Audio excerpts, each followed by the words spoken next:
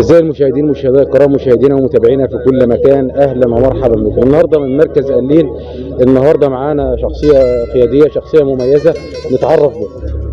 اهلا بحضرتك، انا سعيد الشريف، رجل اعمال وصديق المهندس سعيد ابو المجد. المهندس طبعا حضرتك انت مهندس شريف غني عن التعريف، والكل يعني ذات قيمه وقامه. تحب تقول النهارده للمهندس سعيد ابو المجد؟ اقول له الف مبروك اولا، وربنا يتم على خير يا رب، ويجعل الفرح دايما عنده. وانا سعيد لان يعني في مناسبه زي دي طبعا ده اخويا وعشره عمر، وفرحان له بكل قلبي. سعيد بيه. انا وش الخبر تحت امرك، وببارك تاني مره للمهندس سعيد ابو المجد، وبقول له دايما عقبال المرات الجايه ان شاء الله، عقبال حازم، وربنا يتم على خير يا رب ويفرحه حبيبي.